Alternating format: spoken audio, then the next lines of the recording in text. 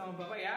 Mari kita belajar, yaitu di pelajaran IPA kelas 9. Nah, untuk video kali ini kita akan membahas mengenai konsep listrik dinamis. Nah, di video sebelumnya kita membahas tentang konsep listrik statis. Nah, selanjutnya kita akan membahas tentang konsep listrik dinamis. Nah, apa yang akan kita pelajari pada hari ini? Bisa lihat, kita akan mempelajari yaitu yang pertama tentang arus listrik di situ, dan yang kedua mengenai tentang hantaran listrik. Begitu. Mari kita pelajari dulu yang pertama. Nah, mengenai arus listrik, Bapak ada penjelasan nih sebelumnya. Pernah nggak sih kalian itu usil di rumah?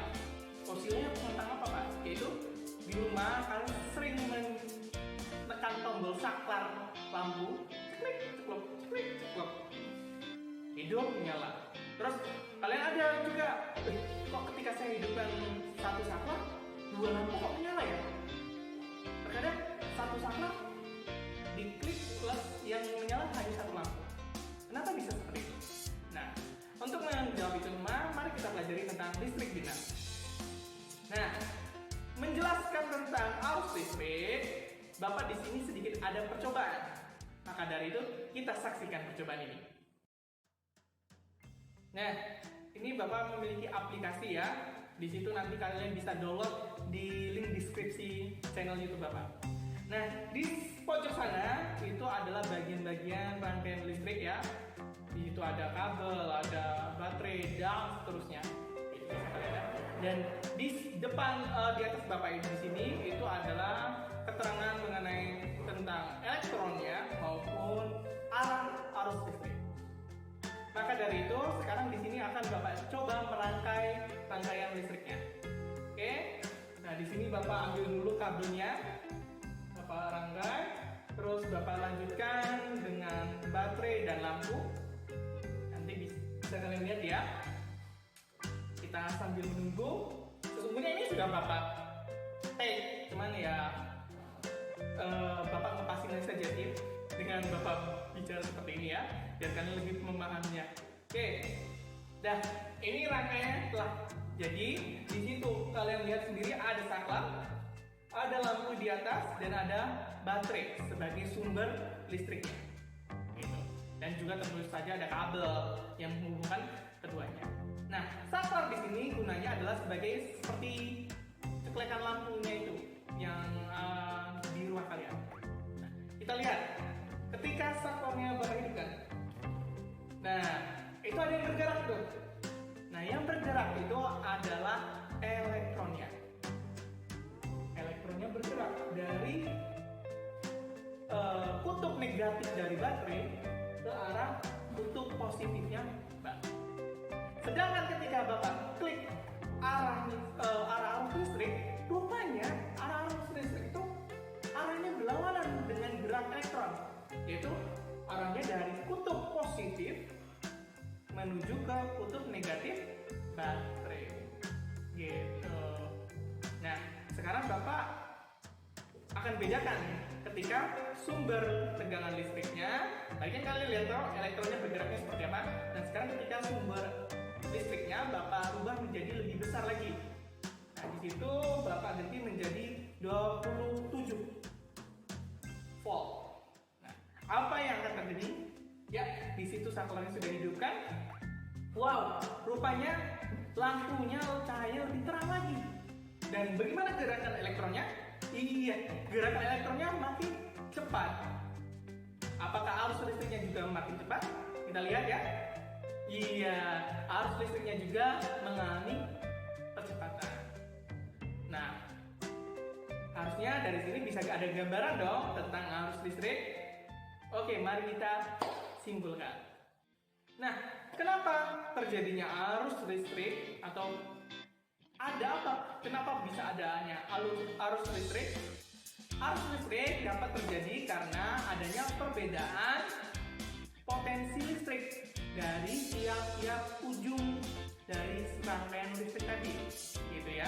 Nah, tadi kan ada yang positif baterainya sebagai sumber positif, dan ada yang negatif kutub negatifnya. Nah, masing-masing itu memiliki potensi potensial listrik yang berbeda, sehingga terjadilah arus listrik. Tentu saja rangkaian tersebut harus terhubung.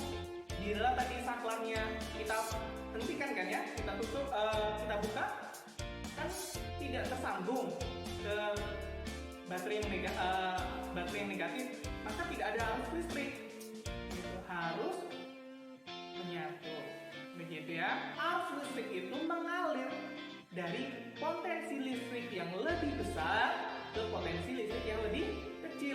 Nah, di situ kan potensi listrik yang lebih besar itu dari kutub positif, sedangkan potensi listrik yang kecil itu dari kutub negatif. Lalu, kenapa elektron itu berlainan? Nah, tentu saja elektron itu kan dari negatif. Nah, di situ dia bertolak, berlawanan dengan arah arus listrik. Begitu. Nanti untuk pemahamannya lebih lanjutnya, nanti bisa kalian pelajari di SMA sana nanti.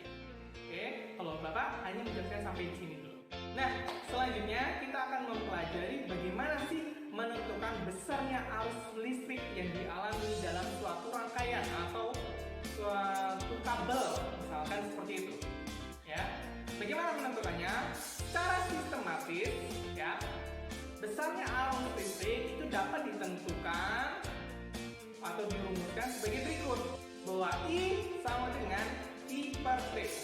Artinya adalah arus listrik itu merupakan banyaknya elektron yang mengalir, ya, banyaknya elektron yang mengalir per detik.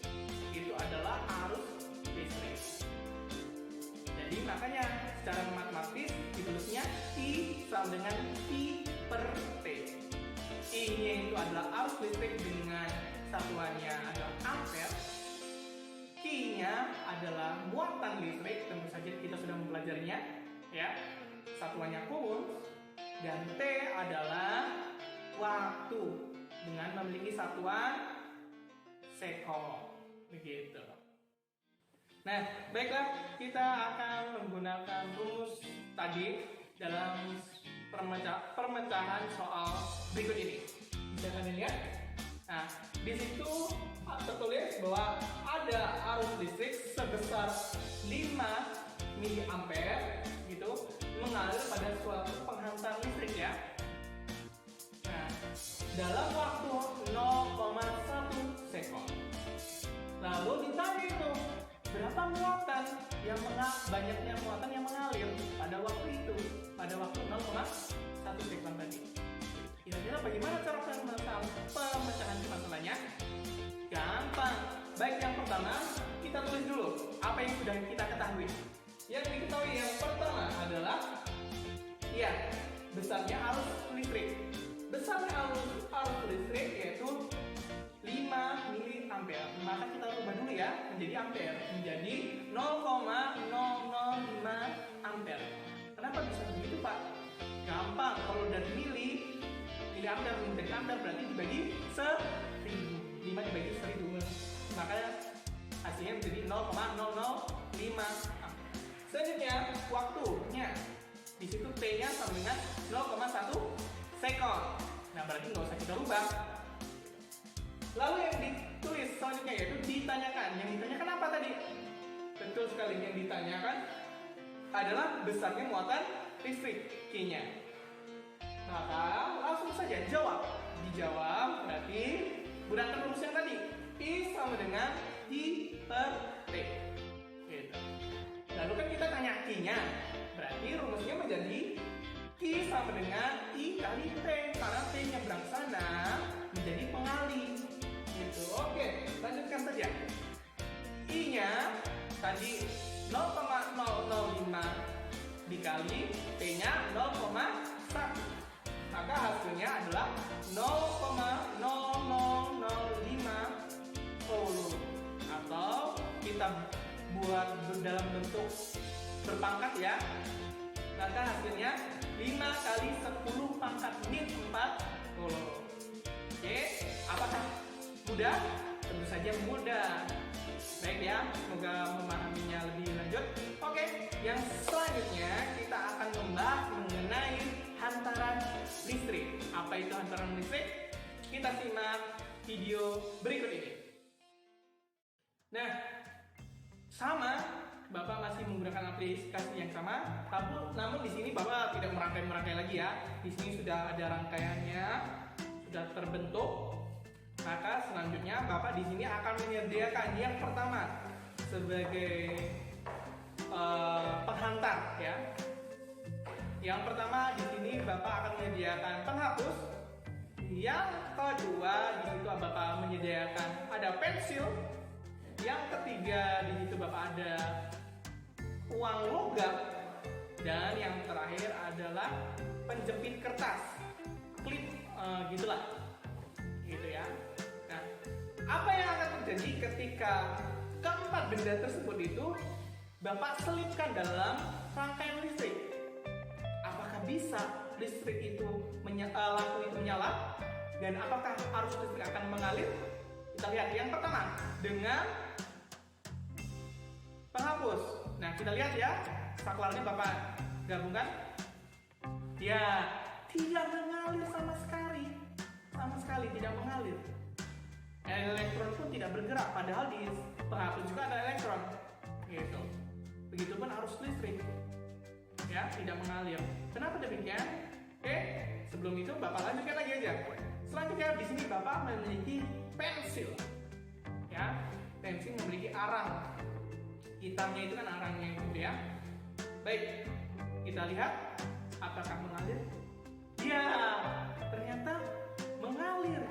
Ada arus listrik itu mengalir. Lampu pun hidup, tapi redup sekali.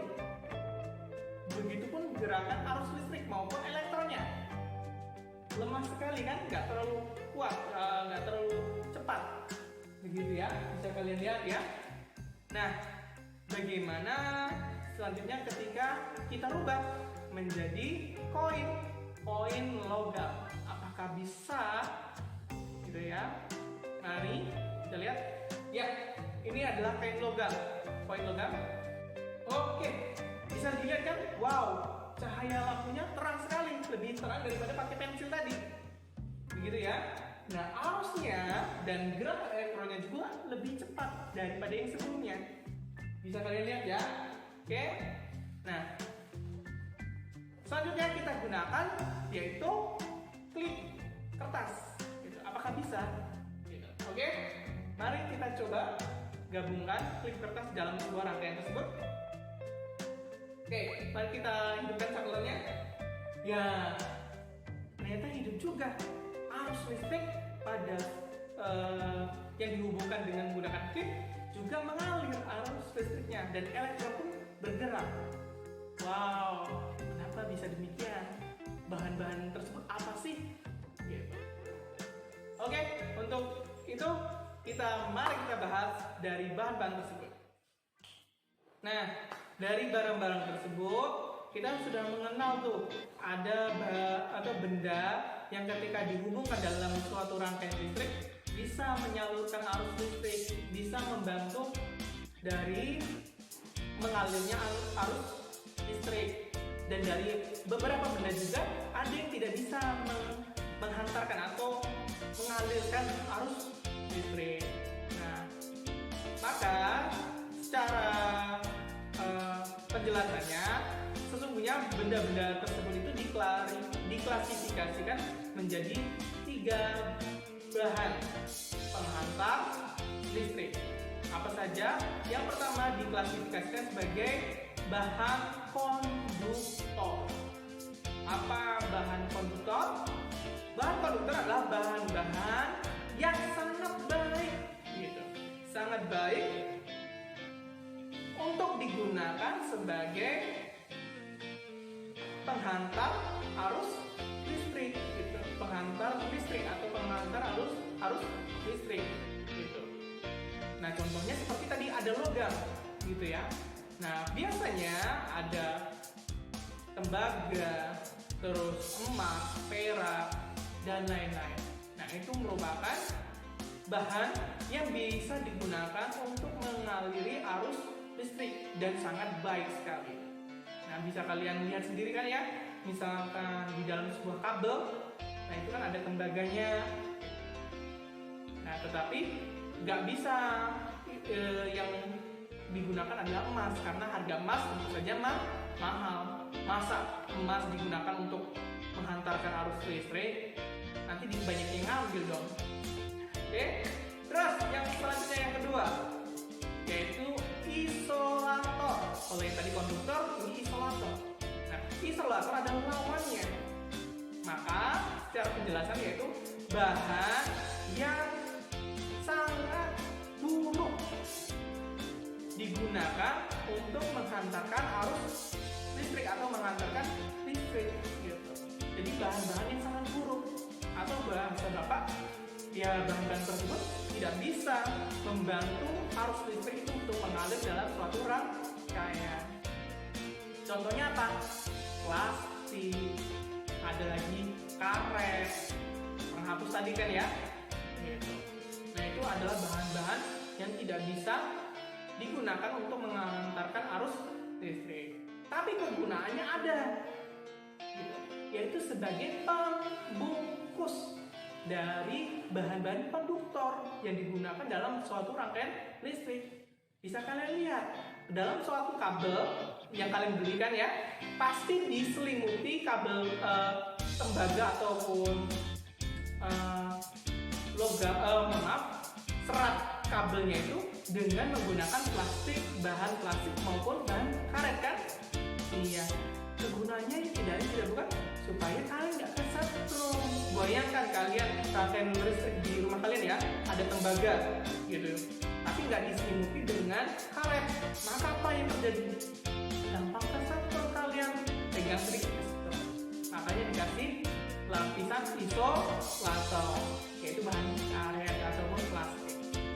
Oke, yang selanjutnya ada bahan tiga yang harus kita kenal, yaitu semikonduktor. Namanya aja semikonduktor, berarti bahan ini bisa bersifat konduktor, bisa juga bersifat isolator. Tergantung apa? Yaitu tergantung suhunya gitu. Ketika benda tersebut atau bahan tersebut dalam suhu yang rendah, maka benda tersebut itu bisa digunakan sebagai isolator. Dan ketika bahan tersebut pada suhu yang tinggi, maka bahan-bahan tersebut digunakan sebagai konduktor. Yaitu apa contohnya Pak? Yaitu silikon dan juga granium. Oke. Baik, Bapak rasa untuk video kali ini cukup sampai di sini dulu. Sekali lagi Bapak harap kalian bisa memahami ini semua dengan baik. Oke, cukup sekian. Mohon maaf bila ada salah kata dari Bapak. Bapak akhiri. Assalamualaikum warahmatullahi wabarakatuh. Sampai jumpa di video selanjutnya.